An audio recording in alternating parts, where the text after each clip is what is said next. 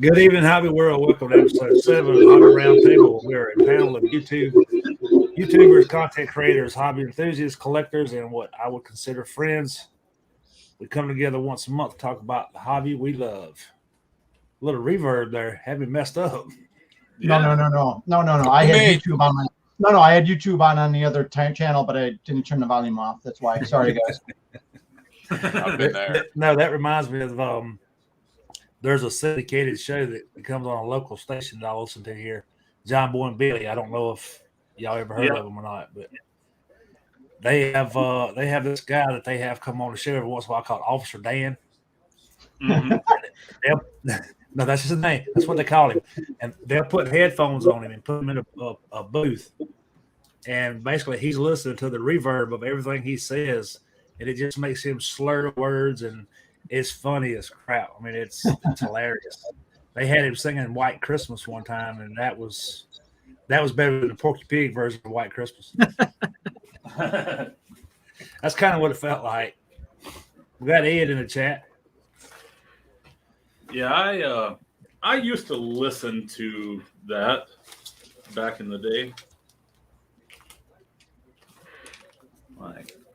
So we got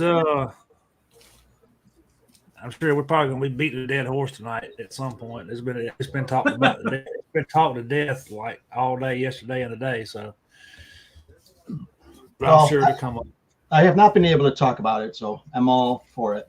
Well, me neither. So I know Bo touched on it. What, Friday? Was it Friday or this morning? Friday. Yeah, and I like your theory. I'll go ahead and say that. I've heard multiple versions of it. I've heard some say the same thing you said. I've heard some say that wouldn't work, and it's like it's at this point it's everybody's opinion. Nobody really knows what's going to happen, but exactly. So, I have not watched that video for Bo yet. That's the one I'm missing.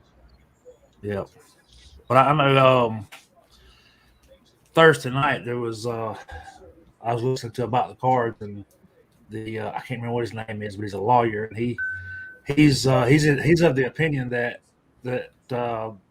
Fanatics dealing out who gets what and just letting everybody else print it wouldn't work, or they wouldn't be able to do that because of what they put into it, and to have to turn around and split the profit with somebody else.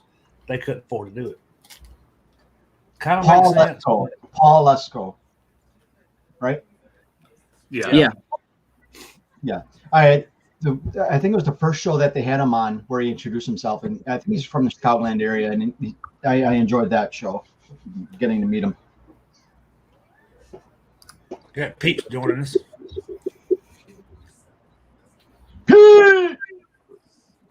Whoa!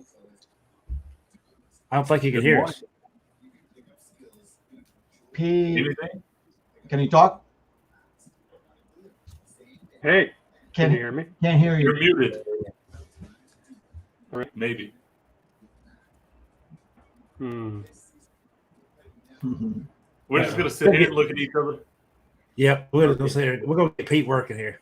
Yeah, exactly. He's anyway. While we're waiting, what was you saying now, Dan, about Paul? Yeah. Oh no, yeah. You just mentioned that he was an attorney and you weren't sure of his name, so I just looked him up real quick. Oh yeah. Okay. Yeah. So you watched it too, then? No, when I heard it, when they had him on the first time, I could tell by his accent. I'm pretty sure he was from Chicago just by listening to him talk. Oh, okay. And he answered some questions I had in that stream, so it was pretty entertaining for me. Yeah, it's I'm like some other people I've heard. I'm kind of holding judgment until you see exactly what's going to happen. But yeah. Well, correct me if I'm wrong, guys. Hasn't Topps lost a license for other sports, right? To they lost football and basketball and hockey. I mean, I guess they still got wrestling and Formula One. So Ken's only going to be able to deal with like Topps from here on out. Garbage Pail Kids. Yeah, Yeah, guys. Garbage Pail Kids. Well, honestly, I noticed that Tops had been like they've been doing these different and these different like releases of stuff where they did like and I know it was like NFTs or whatever, but they did like that Bazooka Joe NFT and stuff like that. I wonder if they're maybe just going to start like their own line of non-sports stuff, maybe based on stuff like that they own, like the Bazooka Joe and all of that or something. I don't know. Yeah, but the thing with that is they can't use the players.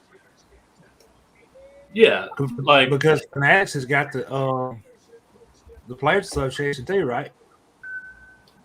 I don't know. I saw something that said something about that, like the deal with like Fanatics actually doesn't control like the younger players or something. Yeah. Well, So- the minor league players, like the prospects Yeah. that are in Bowman, since Mhm. they're still in the minor leagues, they're not part of the Players Association. Yeah.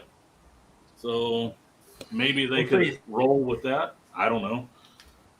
So you got people like Chris Carlin that's saying that Bowman's just going to have to go away. But if that's the case, then they're not.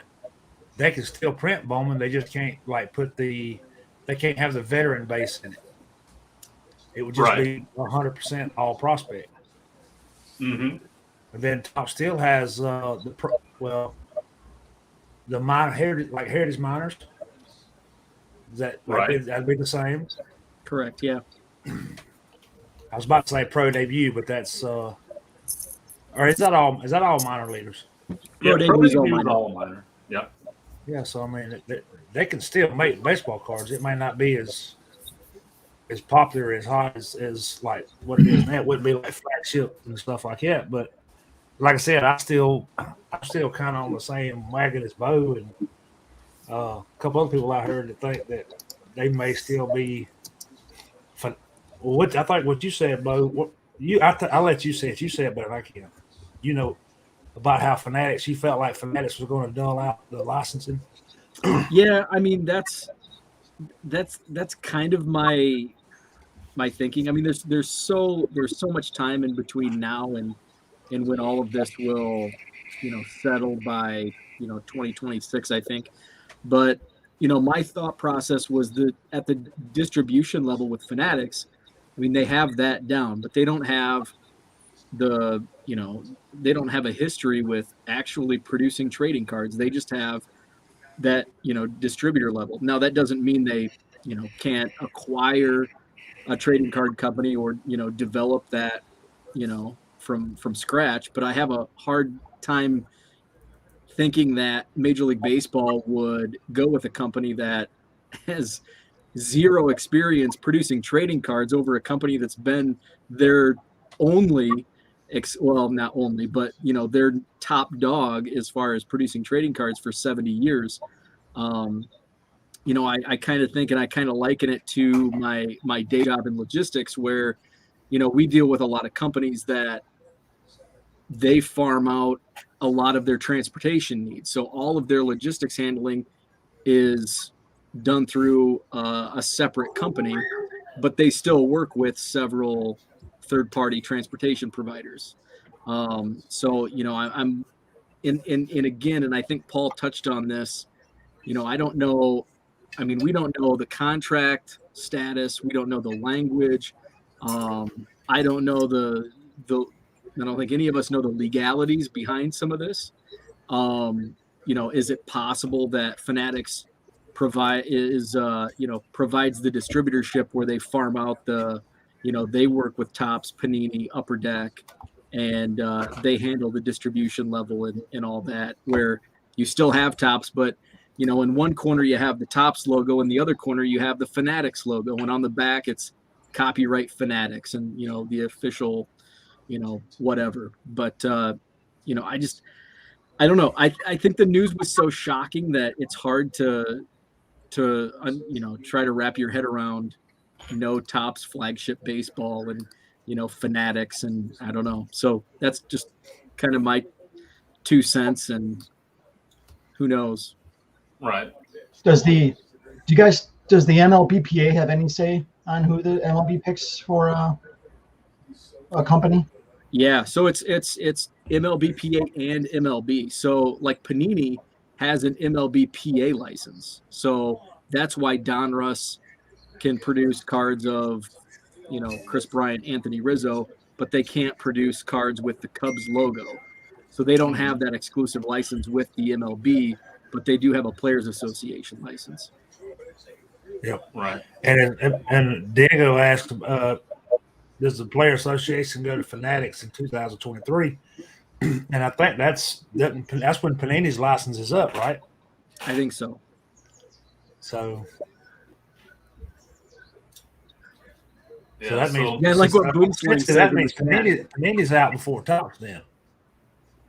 Yeah. I mean, I like what Boomslang says about the errors. I don't know if I was too young. I wasn't born yet in 1981. I was a year away, but 1981 Donruss was just plagued with errors. It's like the worst set ever produced because it was rushed and just awful. The photography sucks. There was errors out the wazoo. So yeah, it's like, you never want to be the first owner of a brand new, model of a car because there's always problems and recalls. Right.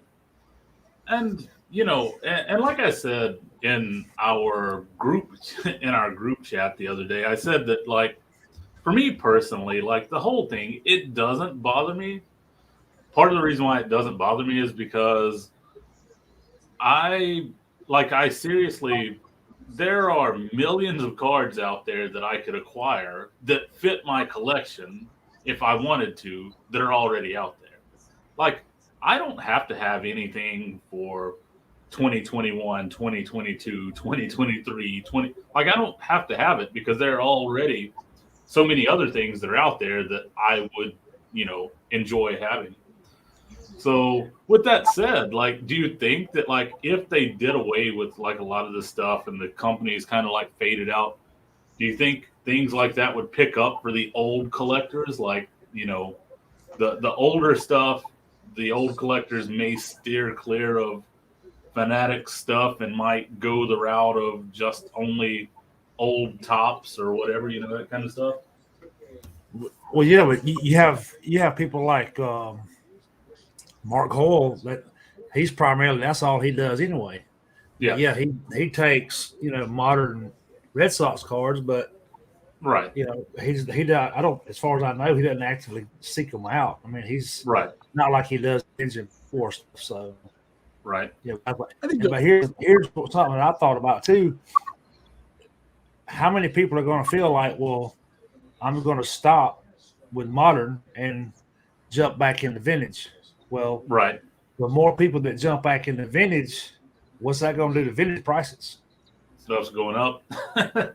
And you know what I'm saying? Like, I mean, it's bad now when I say bad, but it's on the higher end now. But when you start getting all these people that kind of focus more on the modern side and they start looking back to that, and that side starts jumping up, then popularity wise, it's got to go up. Right. And that's sort of what I kind of see maybe happening as well, is like the whole, like, vintage is going to go up down the road. I mean, it always goes up, but I think depending on how this plays out, it could make it go up even more, is just sort of what I think. So so I'm going to go ahead and get in. So these people that are saying, "Oh, I'm not going to buy Fanatics, blah blah blah," and they collect, they're full of shit. They're talking big game. They're talking big game. They got their keyboard muscles going on. Guys are idiots. Number two, this whole Chicken Little, the sky is falling bullshit. Come on, man. We don't know anything other than the fact that Fanatics has the MLB and the MLBPA license. We know not one other thing other than that. Everything else has been rumor and innuendo. Yep. So I remember a couple years ago, and some of you guys that have been creating content for a couple years, so it'd probably be mostly Dan and George. You remember when Copa was going to end YouTube card videos? Oh yeah. The sky was falling. Everybody was trying to find where the hell they were going to put their videos at. Everybody was quitting. They weren't going to make. Who did we lose? We didn't lose a damn person that I know of. Right. You know, I'm old enough that I remember this thing called Y2K that was going to end the fucking world. Oh, boy, I am dropping F-bombs. Sorry, guys. So we've been on this Chicken Little road, all of us, dozens of times in our lives. And how often has that, everything's ended, everything's changing, nothing will ever be the same again. How often has that actually come to fruition? Right. Yeah, I mean, rarely, if ever. And I think, for what I think, which, is going to get you not even, it ain't going to get you a thing, what I think. Along the lines of, I think that Fanatics is probably going to get them all. They're going to buy the licenses. And then they're going to attempt to have Topps, Panini, and whatever just kind of farm out all the people that have been bitching they can't get their Topps Chrome football and basketball for the last, whatever it is, 10 years. Well, guess what? You may be getting those again in 5 years. Right. Everybody seems to be keeping Upper Deck separate. I'm just saying there's a possibility because we don't know how it's going to go. But we don't know very much. And this whole, everything is awful. It's never be the same again. Fanatics is the devil. Not that I don't agree with Fanatics being the devil, but let's just calm ourselves and let's just see how it plays out, because betting nobody is going to be 100% right on how all of this is going to play out in the end. I will step off my soapbox now. And I think, we have no idea. And I think Fanatics getting this deal is probably the best case scenario outside of Topps keeping it. Because if Panini gets the license, if Leaf gets the license, if Upper Deck gets the license, I think we kind of know what's going to happen. They're going to take over everything. I think with Fanatics, it opens the door to, like I mentioned, where Fanatics deals, and it's exclusive to Fanatics, but they're dealing with other manufacturers. And again, I don't know, and we don't know if this can even take place, but, optimism, me being, trying to be an optimist here, where I'd love to see Upper Deck baseball cards again. That could happen with Fanatics. If they can farm out to other manufacturers, we could potentially see Upper Deck baseball cards again. We could see Topps Chrome football cards and Topps Chrome basketball cards. So I'm trying to stay optimist about this. Yeah, it's a kick in the gut that Topps loses the license, but all change isn't bad.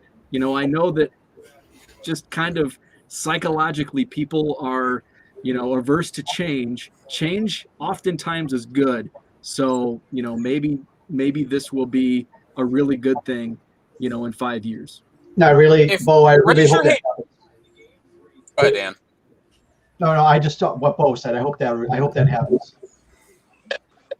So on the panel right now, raise your hand if you consider me a hobby optimist. A hobby optimist? Exactly. No, exactly. And that if you raised your hand, I was going to call you a damn dirty liar. But I am cautiously optimistic about what this is going to do for cards going forward. I hope I'm right. But like I said, kind of saying the things I said and a lot of the things that Bo has said, that's kind of what I could see happening. We'll meet again in 5 years and see, but I'm cautiously optimistic that it's going to be a very good thing. Jerry, he wasn't a day over like 22 in that photo. I'm pretty sure. Skincare products have come a long way in 40 years. Man, look at this. Look at Steve here in this one. Old Steve with his little helmet on. Let me see. I don't know if I have Steve. I have Tommy. I love these old things right here. The reason why I got these is because of Ozzy at the top. These are the Ozzy Smiths. Y'all better hide those if I come over and the wife's with me, because she loves her scratch offs. Gonna be scratching them off. Trying to hit the lotto. But Yeah, by the way, she be on cloud nine. I feel like we talked Mark up. yeah. Well, we started talking about all this stuff, and I got my disc here that Mark, he's gonna like that disc. By the way, Mark, nice find on that magazine, man. That's awesome. Yeah. Because that mantle in itself goes for what now? I mean, I don't know. That magazine goes for a couple $100 normally. Right. So And I knew that. I knew the cover, so I knew what I was looking for. I always look for just that one. And a lot of times, done already. Well, what you're making me want to do is you're making me want to go to, because there are some old magazine and book sellers and stuff here in Korea that have stuff from back in the day. You're making me want to go to like one of those stores and try to find that magazine cover. Yeah. Let's see. That's the only one that has them in it. So you got to know Right. the cover. Yeah. A lot of times they're not in it. Right. But Yeah. that guy had no idea what he had. So I See- paid my oh. $6 and walked out the door. It's the Life magazine from 1962 or something, or 63. April 62. Yeah. So, yeah. All you got to It's know got is the- Liz Taylor's on the cover. Just look for her. Right. Ooh. Yeah. Because Mickey's wondering, he's like, where's that Mickey Mantle at in that magazine? And like, that's where it is. I knew where to look. So yeah, man. Yeah. So talking about what? Oh, nice. Yeah, I remember you had shown that one, or had said that you were getting that one. I don't know if I had seen it or not, Dan. Yeah, sorry, I'm trying to get this. I don't like it. Get in focus. Fisk, Thomas, and Burley. I did do a video on it, but I'm sure not everybody saw it. I think I paid around $220 for this. Right. Yeah. Don't let Zach see that. There you go. Here's a Stan Musial exhibit. So That's a nice one. I like that. Wow. This is what I'm going for these days. These types of things. So Okay. So This was my pickup, my big pickup today. I saw that. I love it. oh, nice. See, Bo, I like I said, I think the Cubs disbanding is like the best thing for your collecting future. I was, as I walked, I was at the Wisconsin Dell show today, and if there was a showcase with modern, I walked right past it. But if I saw some Gaudis or some T206, there wasn't too many vintage booths, but I was right there. Right. The guy next to the guy at the booth that I bought the Chance, next to him, he had a whole bunch of Babe Ruth Gaudis, and he had a really, really nice collection of high-end vintage. I mean, I know we've joked about the Cubs being bad, but I mean, in reality, Bo, wasn't this kind of your long-term plan? I mean, sell through COVID. You prioritize listing and selling over trades. So this was really your, at least as far as I know, your long-term plan, and it, playing out beautifully. It is, and yeah, that was by design.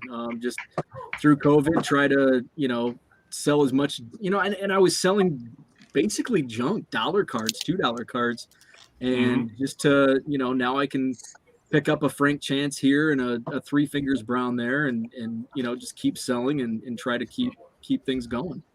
I mean, and that's what I'm doing, except I'm doing it through a consignor, so I'm paying fees, but on especially the little cards, which is pretty much all I've sent him so far. I mean, I have higher dollar stuff, but I wanted to get rid of the mass, get it out of my house first. But yeah, and that's kind of, I just look at it as, every once in a while I say, okay, hey, can I get paid on my next payment or on the next scheduled payment date? And, boom, I've got X amount that I can go put into whatever. If you guys saw my video on my IndyCar, my Stark and Wetzel PSA cards that I got last week. So these are them. They're graded. It's a 47 card set, and there's only 42 graded cards in the entire set.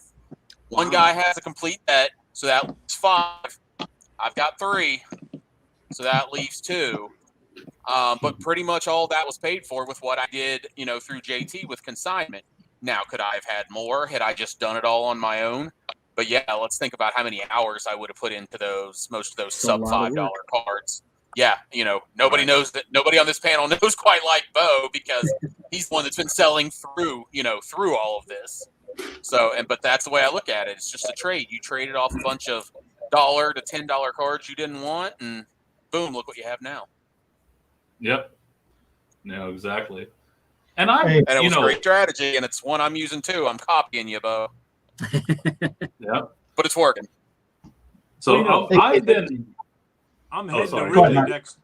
I'm heading to Wrigley next Saturday, so I get to see a AAA team play against the White Sox.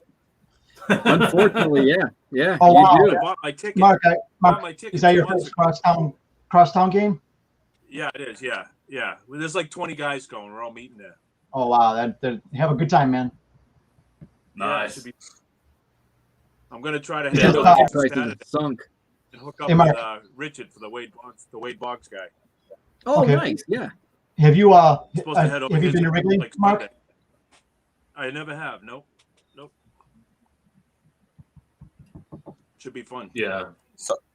So I was going to reply to Diego's comment. I can pick up great vintage cards, but I have to put them back down. When I'm not as into the T206 cards, and I love some of the ones I have, but there's a lot of commons I have that I'm just not enamored with. But when you post those, you'll get I'd love to have one of those, or even say, whatever Hall of Famer I have, I'd love to have that.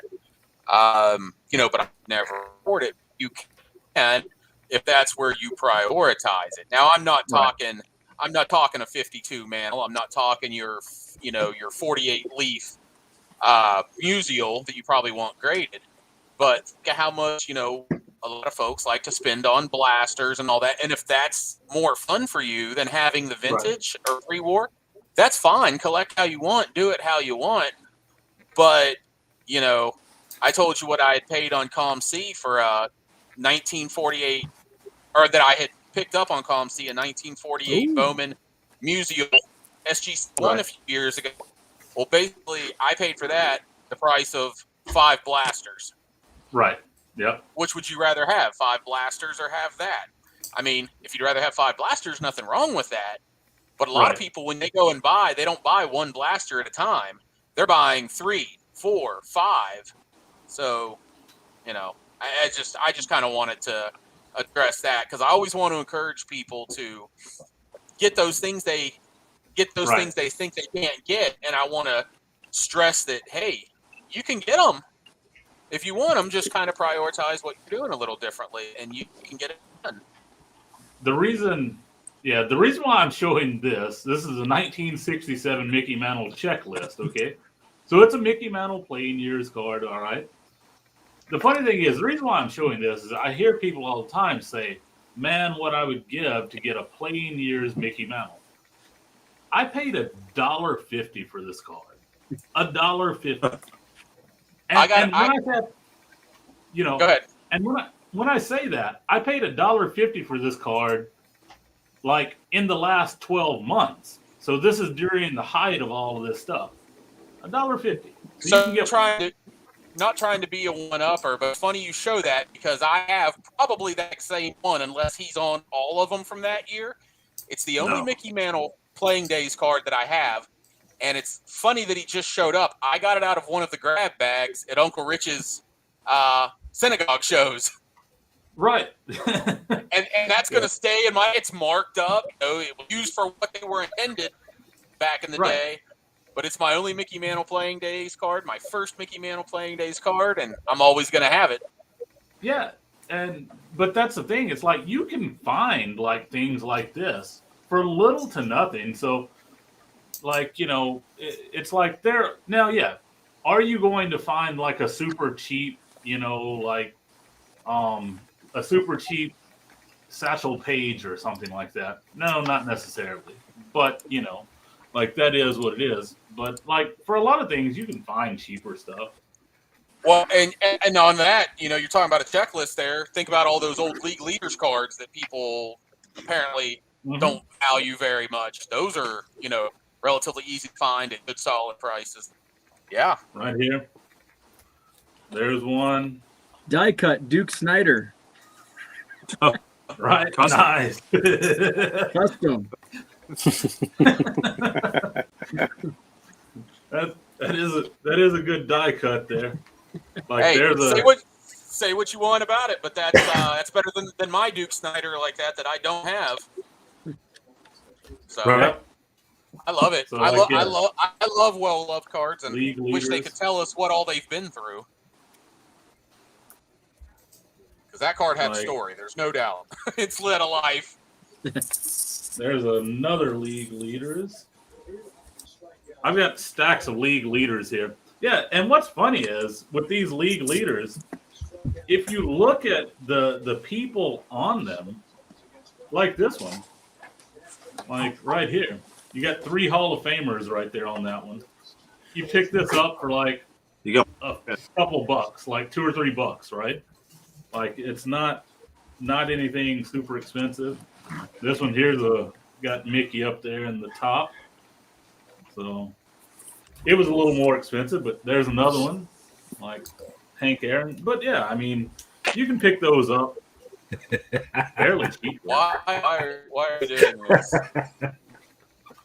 Glad I wasn't picking my nose or something. Because George was throwing cards up so fast, and I was trying to hurry up and get him pulled up there. Is that Speed Racer? Dan, who was that? Speed Racer? Yeah. Oh yeah. Yeah. Oh, by the way, Bo, I've got a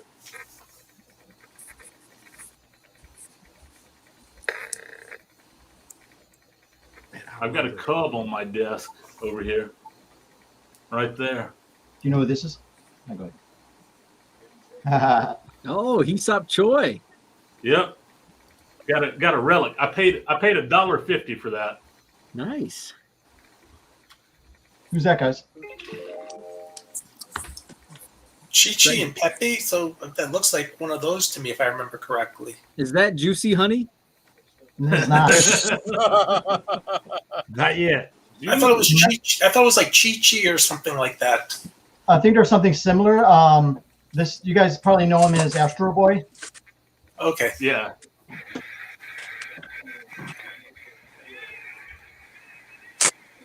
So, Bo, you got Somebody any listening to the baseball game? Somebody just turned on a baseball game. Yay. It wasn't me.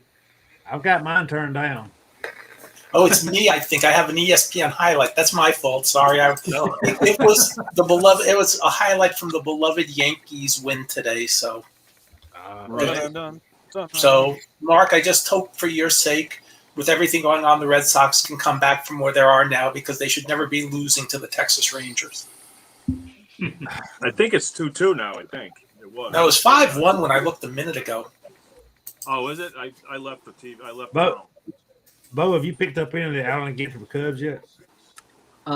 So I bought. I went to Walmart the other day to get penny sleeves, and they actually had a bunch of football, and they had some Ginter. So I bought 3 blasters.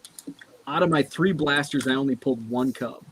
So I was disappointed. I got a Chris Bryant, so that's the only Ginter I have so far. Well, and he's not even a Cub anymore. Yeah. Right. Isn't he on this team or something now? No, he's on the Giants. We got Rizzo instead. Oh, he's on the Giants. Yeah, okay. See, I don't even keep up with it. I just know that your whole team went to other teams. That's all I know.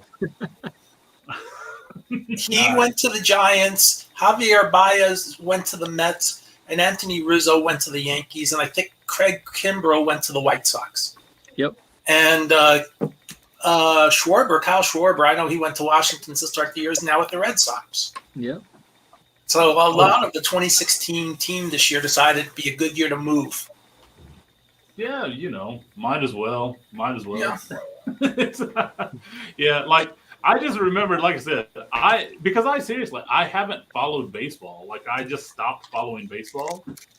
And I just hear oh, this person's leaving, that person's leaving, stuff like that. So it's like I knew that your team, and I knew that some went to the Giants, some went to the Yankees, some went to the Mets. Like I knew that, but I didn't know who went where. Like I was just you talk about not following baseball. I'm almost not being able to watch baseball, not even by my choice. My cable company decided last year, for this I'll agree with their logical business reason. They took away MLB Network last July, just before baseball agreed to come back. So on a business level, I understood that. And then they got into a contest with Bally's. Once Bally's was bought by Sinclair, Sinclair wanted too much money, so I can't watch the Ranger local games or the Dallas Stars or the Dallas Mavericks. And all those teams have maybe one or two games a year on free TV or on some other type of network. So I don't get to watch baseball. So, I mean, I understand where you're coming from on that. It's right. You don't want to take away watching sports to your biggest possible audience. Mm-hmm. Wow. Nice. Get familiar with Reddit. Yeah. That old Ozzy. Ozzy Canseco. Wonder if he's been abducted by aliens and probed. It's funny. With blow on the strip. His face is on the box set. Like old Jose, he's out there. Blue. So Hey, Rick. well, what is it? You can go to Jose's website and like pay $75 and he'll follow you on Twitter. I believe it is. I think it's $75 for a follow. I believe is what he's selling. Like, Hey, I got mine Wow, for it used to free. be just a retweet. yeah, he gives them out for free occasionally, but he'll follow you for $75 if you pay him as well. Well, cool. I saved $75 in. All right. Rich, what do you know about these 1990 double front? If we all throw $5 in. Have you seen these? The 1990 what show? The Don Russ, they're double fronts. I've seen them. They're obviously very difficult. Wow. Anything from 1990 is possible. I mean, as Mark is showing us, because they were printing so many cards, they couldn't necessarily have quality control. I think Mark picked up some really cool cards there. I've never seen them. I think one side is matte finish, one side's glossy. And I get the Red Sox. They were experimenting with new styles. I mean, if you remember, the Aqueous Test is also 1990. So I think Donruss was trying new tests. In 1990, they were trying to be innovative, and I think they got the big wave, and they realized they had to go back to what they always did instead of being innovative. But that's and I know that was a mistake or it's an error, but that's what now? There was another company that made a double front. I think Topps did one, 91 maybe. There was one Well, player Topps on did doubleheaders in '89. It's a really tough test issue, and then they did one in '90. Yeah, they has like one player on one side, but basically what they done they was run the stats down the side for that player. Then another side, you had a different player, had his name, his picture, and then it had his stats kind of run down the side of it. They did those little double headers with the little plastic stand that you could flip it around. Yeah, Rookie card on one side, 89 on the other side. yeah, something like that. I remember seeing it, but I got my Allen and Ginter Red Sox set, 11 card base set. 5 guys are retired. I mean, I like collecting Ted Williams, but I don't need to see him in every product. That's how Ginter is with the Cubs. I mean, Ernie Banks and Ryan Sandberg are in every single year, and it's like, yeah, we love those guys, but come on. So they finally brought in Ted Williams. Yeah, they added Ron Santo's in Ginter this year. Ron Santo, I don't know if he's ever been in Ginter. If he has, it's been 10 years or so. Yeah. And then there was another retired Cubs player that's in it that was a nice surprise. Well, then it's like Atlanta. Atlanta's always got Aaron and Spawn and Matthew. Well, Matthew's not as common, but I know Billy Williams isn't in there that much. Say what? Billy Williams, like Mark said, isn't on the checklist. Fergie Jenkins, put him in. Yeah.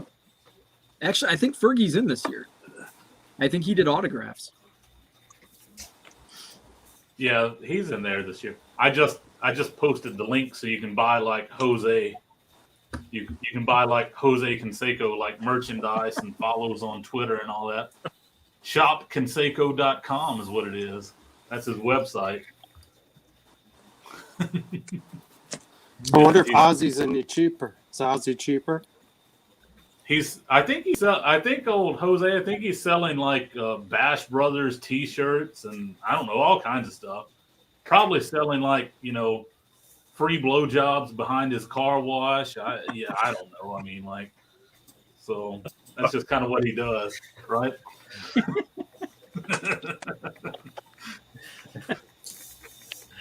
he's got somebody just now turn on the stream.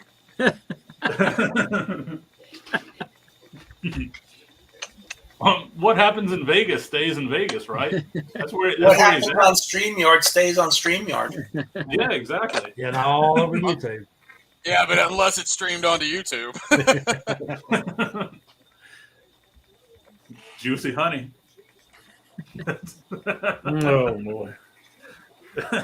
Which soon enough. They lost Mark. Here we go.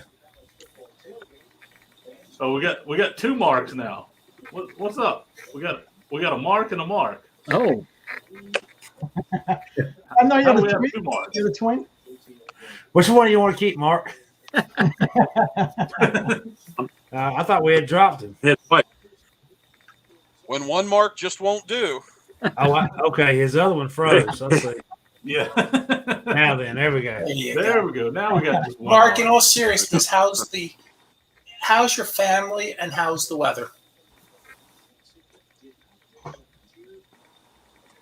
Right now, there's nothing going on. It's going to start tomorrow morning, so we'll see what happens. Okay, and how's your family? I think we're going to get more of a tropical storm. We had good news today. It was good. So. Oh, that's so wonderful to hear. Good.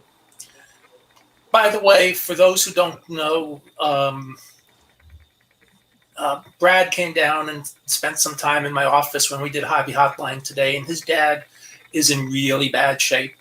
So I just want everybody for TX Card Dude to please say a prayer for Brad and his family. It's not a good time for him right now. I was talking to him Tuesday, and he was telling me about it, and he popped in for a few minutes earlier whenever he was on the way there and talked to me and George and Ken. So, yeah.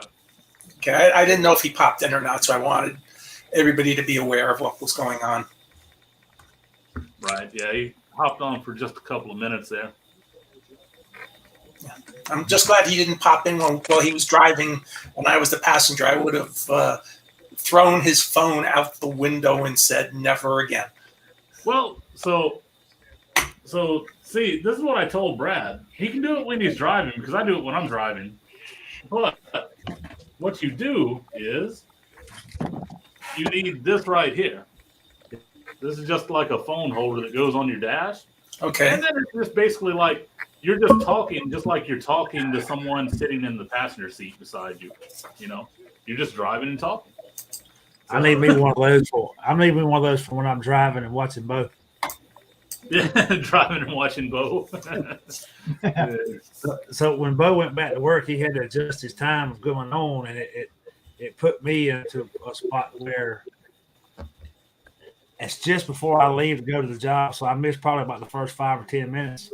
And then usually what I do is kind of I'll play it, throw it on the dash, and I'll listen to him going down the road. And then if I want to comment, it's like, where's the red light at? Yeah, like, well, that's the thing. It's like with the time that he goes on now, that's generally like right when I wrap up my workout. So like I'm usually just getting in, just finishing up my workout and getting in the shower.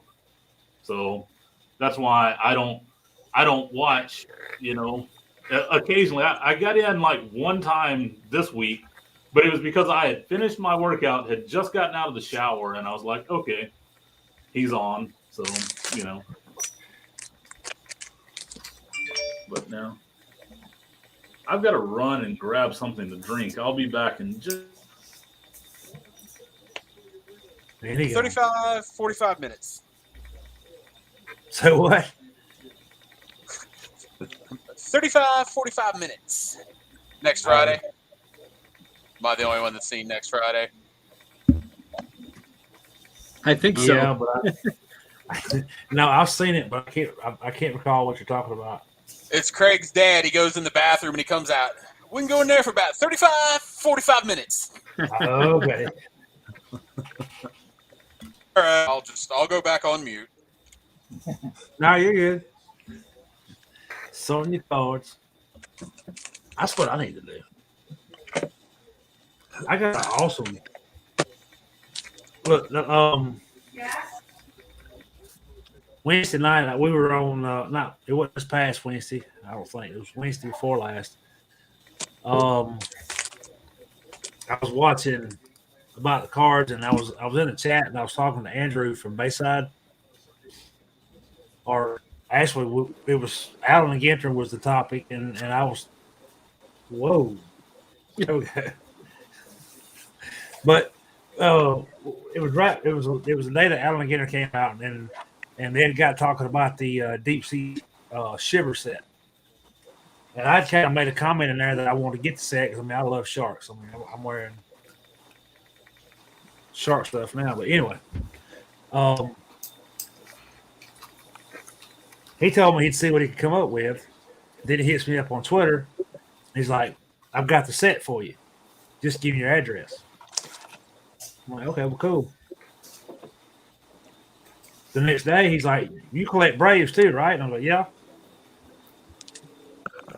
So I got the package today, and not only did I get the deep sea shiver set, he sent me the whole team set of the Braves, including the mini set. What year? This year. I've got 3 of the Chromes: Pache, Aaron, and Andrew Jones or Chipper Jones. Then he says in there that he had opened some prisms for this year. So he sent me the prism team set. Guys, I got to step out for a second. This is while we're having a fun chat. I got to take care of a couple things. I'll be right back. All right.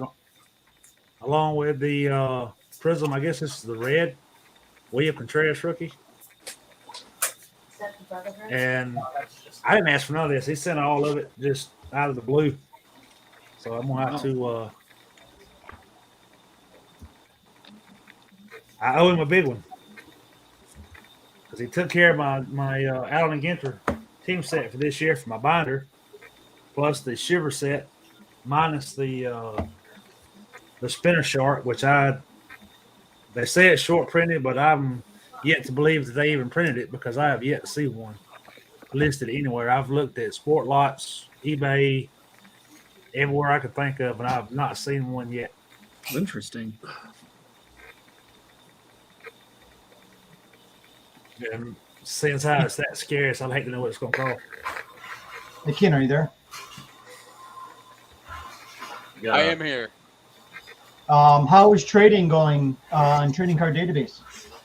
Well, I don't have a whole. I mean, I put up, I want to say about 1,700 cards I have available. It's not a whole lot. So I've made one trade. I'm really trying to actively make trades. I have another proposal I need to get back tonight. But that's kind of what I was talking about before was, some of these other cards that I have, I've got a bunch of cards to send out to a bunch of team collectors. I've got, a shipment for Bo that also will have cards from George that I still have. I haven't sent Bo anything, but it'd be there. It's in its own box, so no, it's for you. But yeah, I have things I've picked for some team collectors and stuff. And then some of those leftover teams, I'll enter those as traders too.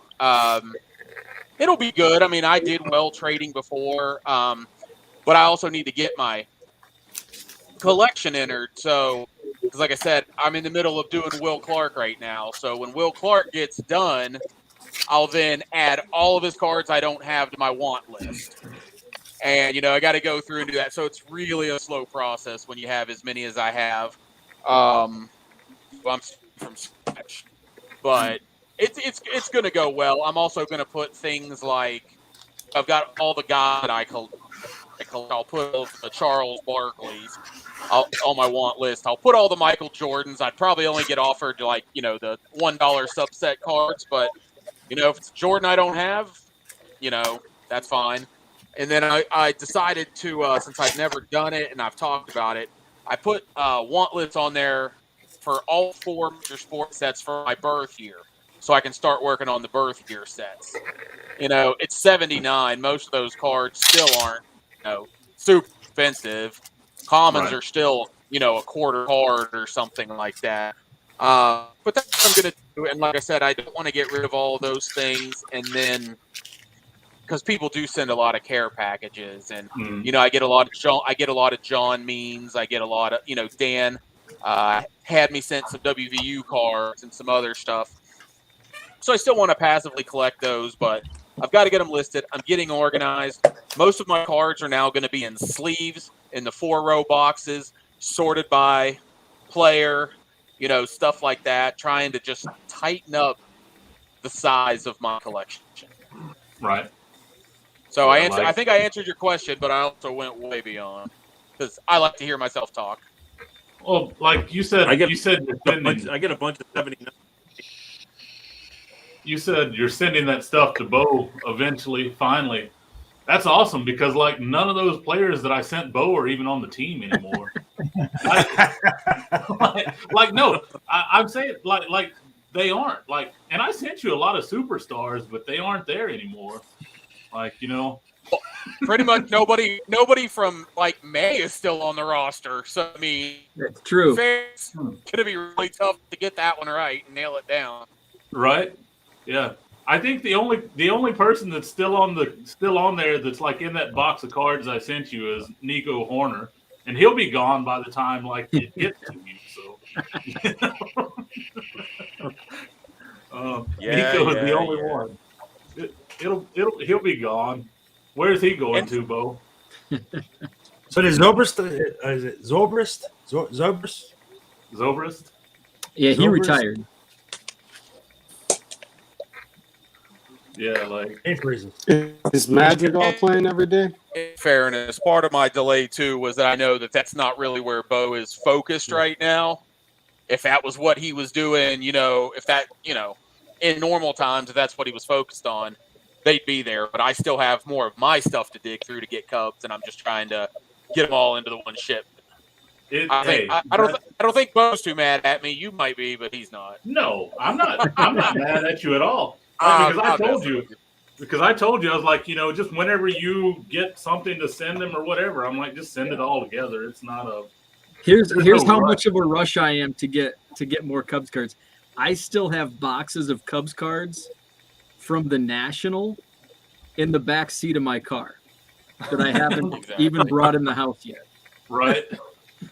So I was also, while I'm thinking about it, Bo, what I was wondering, so I know kind of why you started listing again, but has it popped into your head that as we're starting to see more, COVID on the rise again, are you anticipating that maybe it's not the March 2020 spike, but is there this, thought that maybe we're going to just, cards are going to go up again because we're going to be home?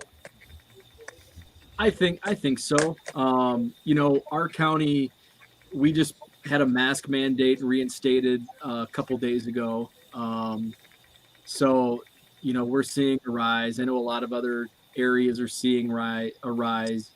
You know, yeah, like, I don't think we're going to see what we saw. Fingers crossed. Don't want to jinx anything, but yeah, I think there's always a possibility that we could see, and you know, even just with winter, I mean, kind of on my thought process is I live in Wisconsin. It's freaking cold up here in the winter, so obviously I'm not doing much. You know, I'm not going out much in the winter months, so it gives me something to do. It gives me something to do during the winter. Maybe some of those guys and gals that have left didn't really leave. It was summer because like you said, you made a good point. When I lived in Indiana in the summers, I played softball, sometimes multiple nights a week. On the weekends, you know, a lot of weekends I was going to concerts with friends.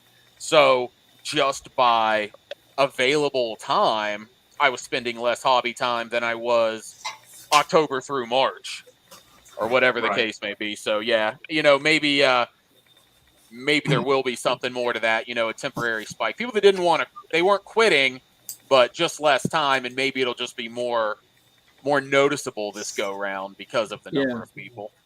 And I mean, I've said it all along where, you know, we knew a dip was coming because I mean, I'm in cards, you know, I mean, I spend just as much time shipping, listing, sorting, trading, and all that, you know, more than 40 hours a week. And that number decreased in the summer. I was going on bike rides.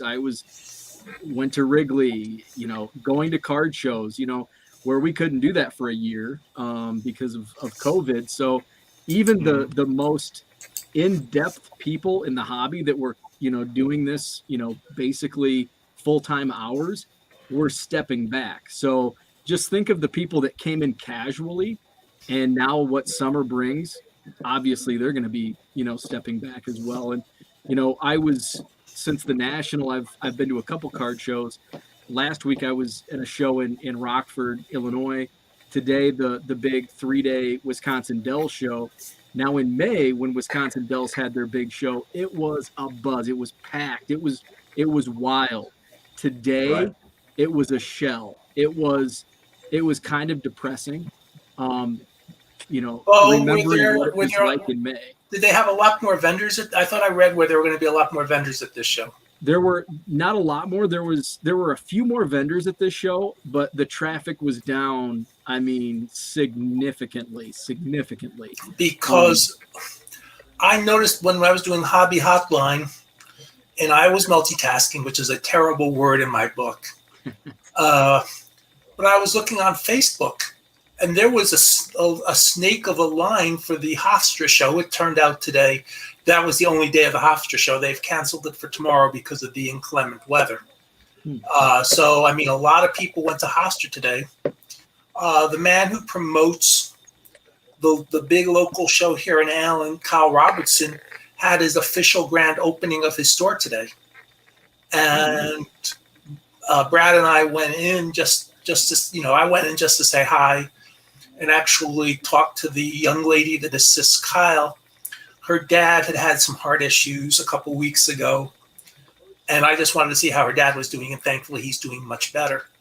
But I will tell you, the store was an absolute zoo, and everybody was – I think I was the only person – I think Brad and I were the only people in the store who weren't spending any money. I might have spent money if I could have gone to any of the – you know, if I could have gotten myself really to either the blaster unopened area or the showcases. So we're dealing with at least some of the hobby. It's still sizzling, still buzzing. I mean, those things are – I mean, there may be pockets where it's not where it was, but there's other pockets where it's absolutely still on fire. Oh, for sure. And, you know, where we're at, I mean, the Wisconsin Dells it brings in a lot of people from Chicago. It's only, 3 hours away from Chicago, 3.5. The National was just there a couple weeks ago. There's another the big Chicago Sports Spectacular. It used to be the Sun Times show. That's coming up in 2 weeks on Labor Day weekend. So I just think we have a lot of smaller shows popping up everywhere, and I think some regions you're going to see a decline in just card show fatigue where you're stretched too thin. So today was hopefully not a sign of things to come, because the May show was amazing. But another thing, the May show happened, it was scheduled toward the end of May, so a lot of schools were out, and the Wisconsin Dells is a vacation spot. That's where you take the kid. Like, I grew up in Illinois, half the town at some point during the summer would drive the 4 hours to the Dells and spend a weekend or a week at the water parks. And that's where you had a lot of the vendors and a lot of the people trafficking the card show. They were making it a vacation. They were bringing the family. We were also still under mask mandates and in quarantine in many pockets of the country. So people were itching to get out. You didn't have as many shows, where now you have a lot of shows in our area, in Wisconsin, popping up, and with the bigger shows now, kind of sandwiched right in between. It's August 21st. A lot of schools are already starting, so they're not going to make that. They're not going to have a vacation with school starting. They're not going to make it a trip to the Dells. So it'll be interesting to see what they do next year, if they try to schedule a pre-summer show like in May again, and then try to bump it up a couple weeks, but then you're running into the national schedule. So yeah, but it's going to be different. The National's in Atlantic City next year. Yeah, so you're not really running into the National this year. Based on what you're telling me, if you're a fairly high-level collector, you probably went and spent a lot of money at the National. If you live, let's say, 2 hours from Chicago, well, you went to Chicago for the National, especially if you're really, really serious. And you may be tapped out for the Wisconsin Dells show and said, I don't need to do this 3 weeks later. So so you're right, timing does matter. I know way back in 1984, in the dark ages, when dinosaurs roamed the earth, we had the National in Parsippany, New Jersey in August. Not even the time frame it is now, much later in the summer than it is now, maybe by 3 weeks. And the Willow Grove show, and it was still Willow Grove in those days, which was the most hopping show on the East Coast, was 3 or 4 weeks later. And I will tell you, the Willow Grove show was comparatively dead just 3 or 4 weeks after the National, because they are about 90 minutes apart, and a lot of collectors have been tapped out. I'm sure today they're saying, I wish I had spent more money in 84 and put that collection away, and bought more. But so there's always an impact when you have a big show for a few weeks, a really big show. The 84 National is 392 tables. It's not even anywhere close to what it is today. I mean, today there's 600 booths at the National, 1,500 tables. This is nothing compared to that. I mean, the 84 was nothing compared to that. And Willow Grove was about 175 tables. So, but that was a really good lesson in what can still impact a big show even a few weeks later if you have a bigger show. And there could be something to what he was saying about location, because I know, and I think I had replied to Bo maybe, that Susan said the show at Hofstra, which was supposed to be, which is where it would normally be the the East Coast National. They just had to move it because the center wasn't available. But she said, I mean, it was hopping today, so maybe you're seeing kind of what Rich said with kind of being in that, you're local to Chicago, so maybe that has something to do with it. I think we'll have another litmus test next week because we've got Dallas next weekend. Yeah. And we did have Dallas a month ago, but Dallas also didn't have as much energy because there was the big Atlanta show, and it was also a couple weeks before the National. There is a big autograph show in Houston, but not really a big card show in Houston. It's really, truly a big autograph show in Houston the same weekend. So that'll be interesting, but that may have some effect. But if what I saw at Kyle's store today is any indication, there'll be a big crowd in Allen, Texas next week for the card show.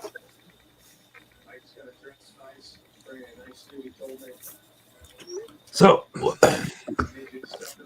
Apparently, Tops has a new set coming out. Oh, The really? Tops X Nashville Stars. It's already out, I believe. Is that a Nashville non-sport? Stars, like country music? Yeah, like Yeah. it's got. And the reason I say that is because there's a post on Facebook of Luke Combs signing what looks to be like a chromium base card of him. Yeah, so I I thought saw that came that. out a couple weeks. Yeah, I saw them introducing it like a week or two ago. And yeah, it was Nashville Stars. And what it is, it's country, it's musicians, like country musicians and various like people in like the Negro Leagues or that had affiliations with the Negro Leagues, I believe. Because I don't know, they're doing something like that, I believe, right? Okay, so to read the instructions from the Topps website, 8 trading cards per pack, 17 base card subjects incorporating musical artists, Negro League legends, life and culture of the Negro Leagues, and Nashville baseball history. Right. Looks for specific parallels numbered to 35 and 101. And look for randomly inserted rainbow foil board autographs from Kane Brown, Luke Combs, and Willie Jones. So that's what he's signing is the foil board. Right. And with that said, I would love to have a Luke Combs autograph. Oh yeah, that'd be cool. Yeah. It's funny because there's a local, I guess you could say it's like a nightclub, but they have big outdoor concerts all during the summer. The summer that he first took off, right? We had bought tickets to see him at this venue, and it's a small venue. It's not like super small, but he had already been signed for like a year to play here, and then like 3 months before he actually showed up, he like hit it big and started having a couple songs on the radio, and dude, that place was crazy. Right. Because it was way too small for how big he had gotten that fast. Yeah. Well, like that's like he didn't. I mean, he wasn't a thing when I was still in America, of course. Right. Like he came out after I had left America, but funny enough is like I like basically because he lived in the Asheville, North Carolina area, and I used to work in that area. Like I lived in that area, but I also worked in that area. So I always thought that's kind of cool when like somebody comes from because Asheville isn't like a huge place. Like it's not a big mega city or anything. And I used to I lived in Tennessee, but not far from Asheville. So I used to like drive over and do jobs in Asheville. Like, I don't know, once every couple of months or so I'd go over, do a job. So, but no, definitely like I saw that. And yeah, like you said, they're selling them by the pack or something. And that's the reason why I was like, yeah, if I want something, I will just buy it individually. Like, I'm not going to buy packs to try to like get one of these things. So the good thing is at least the packs aren't super expensive from what I saw from the Topps website. Maybe the shipping to Korea would be more, but at least the packs themselves did not look like they were really outrageously priced. Right. Which was good to see. I mean, granted, it's a small set, but you should, with 3 packs, with any luck, either have a complete set or be able to trade, into a complete set. Right. And funny enough, talking about the shipping, yeah. So when Topps raised their shipping, like they raised their shipping like 2 months ago or 3 months ago. 3 months ago, they upped their shipping cost. Yeah, when they did that, like I was out. I was done with like buying from Tops because it was like they raised the shipping rates. Well, they doubled the shipping rates to Korea. So it's like, it's like, oh, okay, I'll pay $10 to ship like, I'll pay $10 to ship a living set card. Yeah, but I'm not gonna pay $20 to ship a fucking living set card now. Like, you know what I'm saying? Like, it's like no, like screw that. And that's for a card. Like the boxes, like if I bought a hobby box, so a hobby box I think is $100 shipping, like for one box. It's like, I think it's like 85 is what it is. $85 shipping for one hobby box. Wow. I'm like, no. Like, forget that. So when they did that, I was like, yep, I'm done buying from Tops directly. I'll just buy stuff on the secondary market somewhere if I want it. Well, what I don't get, you're talking about Tops and their shipping. Is it the Allen Ginter that on the Tops website's $150? Yeah. Blowout's got it for like $135. Yeah. Right. Yeah. Blowout's $15 cheaper than Tops direct. Right. When is Blowout cheaper than anybody? Right. Well, and then that's the thing too. It's like, so Tops put they put Chrome up on the website at like 200, but everywhere else is selling it for like 350 or something like that. I don't know. That's usually the case, and that was the case with right. Series 1, or not Series 1, right. Series 2. They were, what was it, like $85? Right. Yeah, so I don't know. Like, I don't know where they get their pricing from. But what I'm hoping to do is, like, seriously, I'm planning to visit home this winter. In February is my plan. This coming year in February. So, like, what I'm hoping to do is I'm hoping to, like, come in and check off a big stack of, like, maybe 55 Bowman and stuff like that on my set build and all that, like, in person. Like, I've kind of stopped buying, like, unless... Well, one of the reasons why I stopped buying is because I kind of want to, like, buy... I want to actually interact with people, like, maybe in a shop or in a personal, like, like maybe I'm at home and this person doesn't live too far away, then I go over and see them, like that kind of stuff. I don't know. Like, I've just gotten kind of bored with the whole, like, buying online type thing, honestly. So, yeah. And maybe that's because for 2 years I haven't, like, really interacted with people much. So, maybe that's why I want to interact with people more. So, yeah, I want to get out to a show that, like the Dallas show, to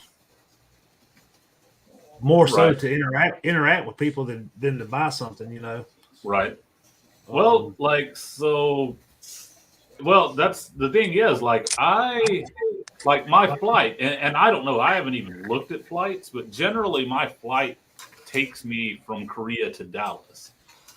So if that's the case, then what I'm going to try to do is I'm going to try to, like, basically do a 24-hour layover and meet up with Ken for a bit and that's what I used to do. Like, I used to actually, I would do a 24-hour layover in Dallas, like coming and going. So that way I would get to Dallas. Generally I would get there like mid-afternoon. So then I could get to the hotel, I could get a shower, like eat some dinner, like kind of rest up, sleep up, and then the next morning get up and like make the rest of the trip home. And then on the return, I would do the same thing because I would take the flight out and into Dallas, and then basically stay overnight and get up and catch like the first flight out in the morning kind of thing. So that's what I used to do. So I don't know. We'll see. So I just got to get on plane. Yeah. Like, Well, I mean, the thing is, like, hell, depending on how things work out, like when I'm home, I mean, you're not far from where the family's at in Georgia, so I might always be able to like maybe pop over for a quick visit or something like one day, drive over or something. Yeah. I don't know. We'll see. Like, I know we're trying to get a trip together to meet a couple of guys that they do breaks with me. One of them has a brother that lives in Brunswick, Georgia, which is it's about 5 hours for me. But I mean, if we plan the trip out, I could take the family and it'd be a beach trip to Brunswick, and we could spend a couple 2 or 3 days there and meet up with him, maybe him and the other guy for maybe a couple of days, and just make a good trip out of it. Right. Yeah, man. Like, and that's the thing. Like I said, that's sort of my hope is to like meet up with at least a few people when I get to go home, like this coming February. So that's the plan. I'll probably be in for about 2 weeks. That's generally the amount of time that I have. I usually have about 2 weeks. So I'm usually in the U.S. for about 14 to 16 days. Counting the weekends stuff. Oh, nice. Those now are like selling like for a lot, I think, right?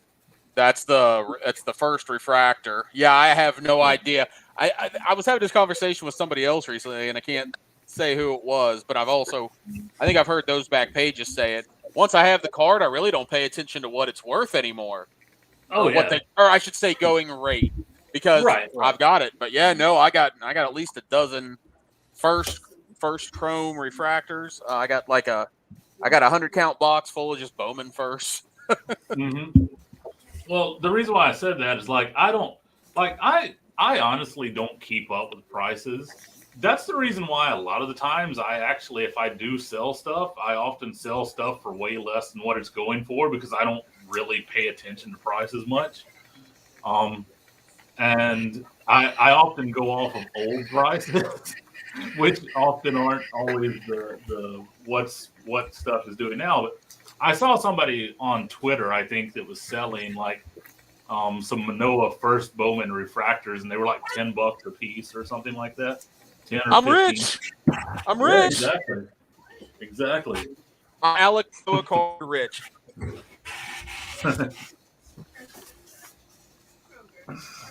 What? Oh, I see. Herman's like slacking off there. I'm sorry. I see it. There we go. Oh, nice. I like, it's funny. I like CSG slabs.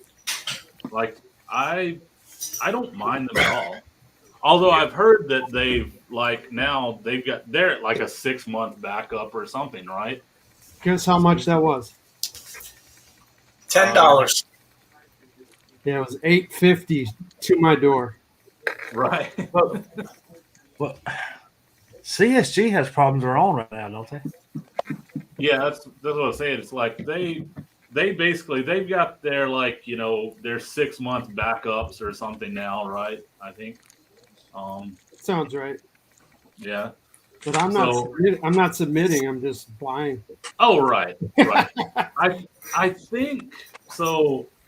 I think now, like, everybody's backed up now except for SGC. SGC's back to normal again, maybe, or something. I don't know about bulk, but maybe. Yeah, they're close. They're really turning stuff around. Yeah.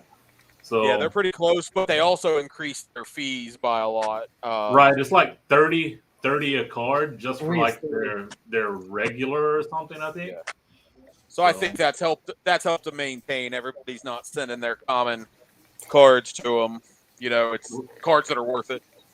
Right. Without commenting on how good or bad they are, I think there's something to be said for, I believe, is it HGA that basically raffles off or lotteries off how many cards they're going to do in a specific week, where you either get to send your cards in or not. but they have a limit to how many cards they accept in any week. That's right. Yeah, yeah. But that's another way of doing it, saying, okay, we can do 1,000 cards this week if 10,000 cards are wanted in, and so 10% get in, and your 10% and your card's one of the 10% you're in. Otherwise, you wait another week.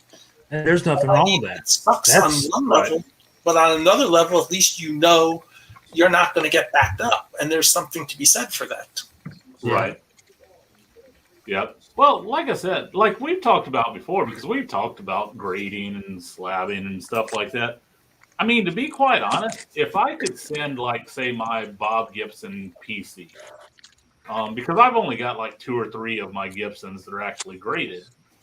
But I don't care that they're graded. If I could just send the rest of them, and for like $5 a piece, just get them like permanently sealed in a slab with a label of what it is, I'd be cool with that. Like what Herman was doing. But you know what I'm saying? Yeah. But actually just, like getting it done and sealed, and like I don't have to do anything, just send it. Yeah. Like I was trying to do. Yeah. Like you were trying to do. My slabs got turned around at customs. Did they? Yeah. They didn't let them in, huh? I didn't know that. Now, they didn't even leave China, right? No, they never even got out of town. Yeah. Oh, really? I actually the Tri-Auto that I showed you guys with Fist, Thomas, and Burley, I bought that from a Chinese seller on eBay, and he tried sending it with the local Chinese shipper. It got sent back to him. It couldn't get through customs, and he said, "Okay, I'm going to try FedEx," and it came to Korea just fine. Right. So I think that was the problem. If they had used FedEx, if he had used FedEx, Herman would probably have his Fridays and slabs by now. Right. Yeah, I guess I should have spent the $100 on shipping. Right. Well, he didn't charge me more for FedEx. He just said, "Okay, I'm sorry for the delay. I'll try FedEx."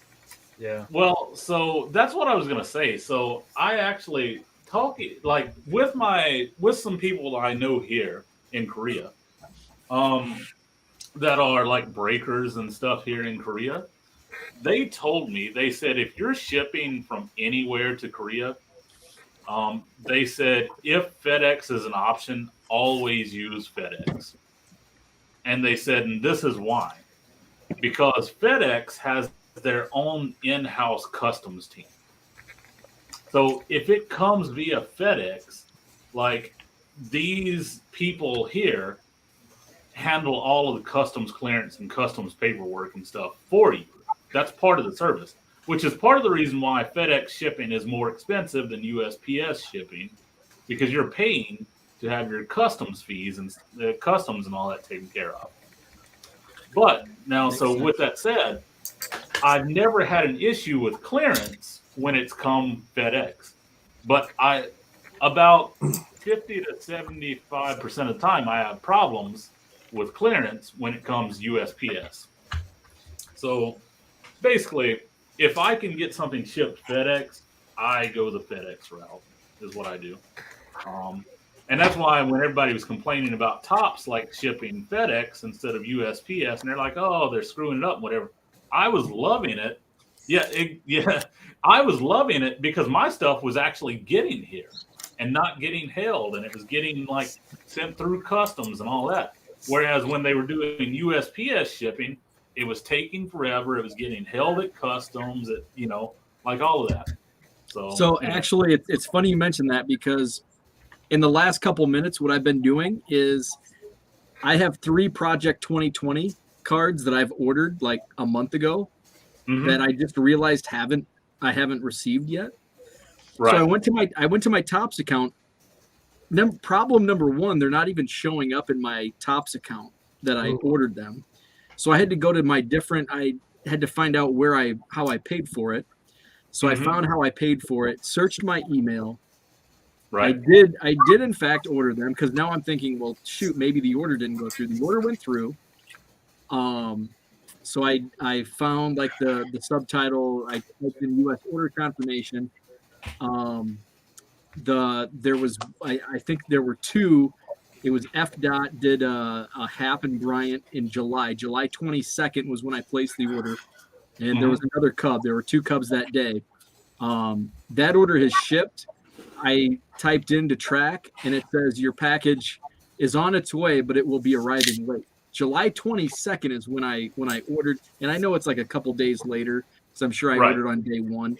So it shipped a few days later or a week later, but it's still, I haven't received it. The other one was like August 8th or 10th, so I'm not as worried about that one. But it's funny you mentioned the Topps FedEx issue, and that's what I just literally was looking that up just before you started talking.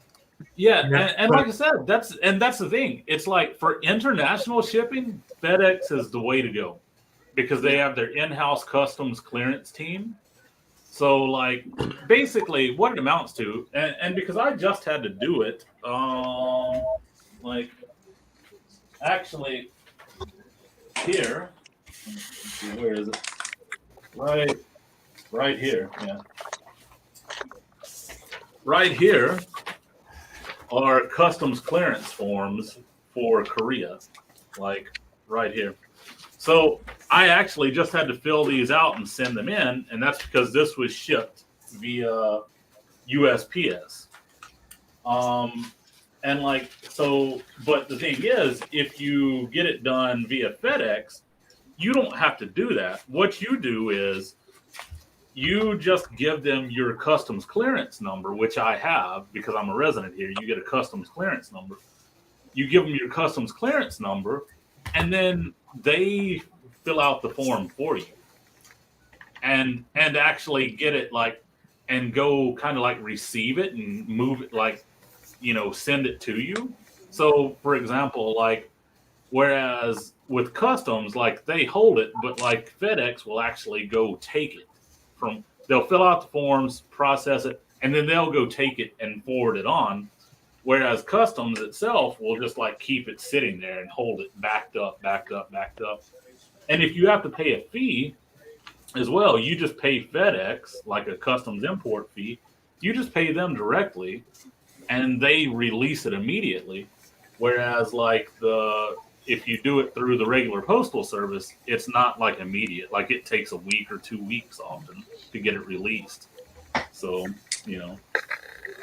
So like this right here, this right here that I've got, like that has been, well, today's the 22nd in Korea. That's been sitting in customs since the 10th. So it's been sitting in customs for 12 days now. So, and I filled out the form on the 11th. So actually I filled out the customs forms and returned it like the next day. So basically they've had like 10, 11 days and they still haven't even cleared it yet. So, you know. But so you was talking about the slabs and all earlier. Mm-hmm. So this let's see.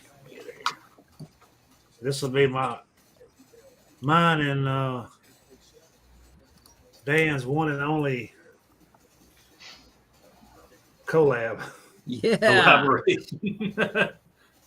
Well, yeah, and it looks nice. It looks awesome. Like, and that's the thing. It's like, to be quite honest, like slabbing for like display purposes, for like uniformity and stuff like that is awesome. You know, makes it look nice, uniform, well protected, like all of that. So, yeah. I'm coming around to slabs now. I'm not going to be flipping slabs and trying to figure out what's a gem mint, because that's just I'm not into that. But from like you said, like a protection standpoint, display purposes, especially when it comes to pre-war, just for the simple authentication purpose. Right. You know, I love the slabs, but if I find some cheap slab, you know, I bought some basketball Prism rookies in SGC slabs at the National. I got them and I bought a bunch of them, and they were like $12 a piece. And it's like, hey, if this guy has a 40-point game, it's just kind of a speculation play. Right. You know, and you know, I know SGC value isn't up there with Beckett or PSA, but it's just kind of a fun little side play. Right. Yeah. No, exactly. What is so we were talking about it, like, so CSG or whatever, they, like, what is their bulk service selling at right now? Does anybody know? You mean how much to submit? Yeah, like submitting to them. I think it's $12, but it's a 50 card minimum. $12 and a 50 card minimum. Yeah, but it's taken, like, I just looked at it. That's why I know this. It's taken like 6 months or so. Right. Yeah, I heard that it's like 6-7 months. Yeah. Yeah. Right. And the reason why I was wondering, like, I mean, that's fine. I was just curious because they were, when they first started, they were what, like 8, I think, and now they're, like you said, at 12 or something. So yeah. But now, didn't they have an issue with some lost cards? Yeah, that's what somebody had posted. Maybe John had posted in the chat or something. Yeah, I think. Like, now I didn't read anything about it. Like, I haven't seen anything about it. Well, other than, oh yeah.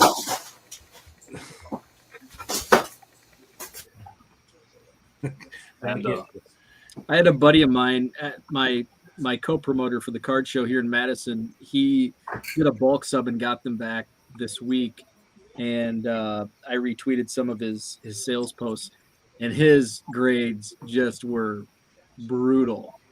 Right. He was getting like 4s, and one of them was I think it was Jack Leiter, and it was a thick card, and they bent it in half. Like, it was like it was not bent in half when he submitted it for grading, and it was a large crease right in the middle, and they graded it, and they put it in a slab and put a 2 on it. So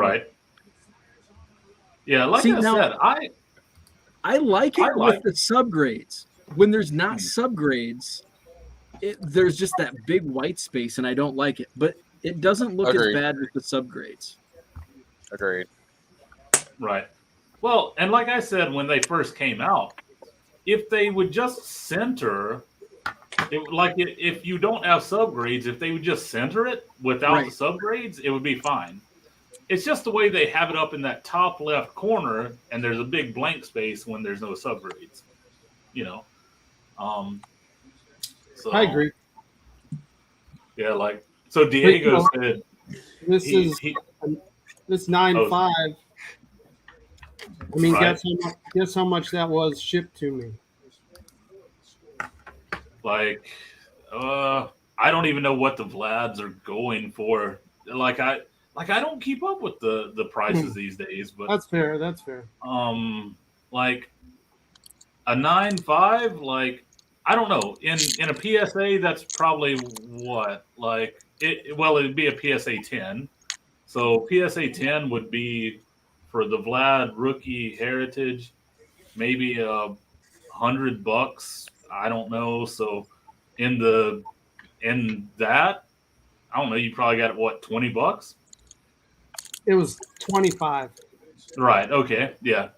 It's funny how how it's just like, yeah, like that company, that slab, it's like that takes off 75% of what it sells for on another, with another company or whatever.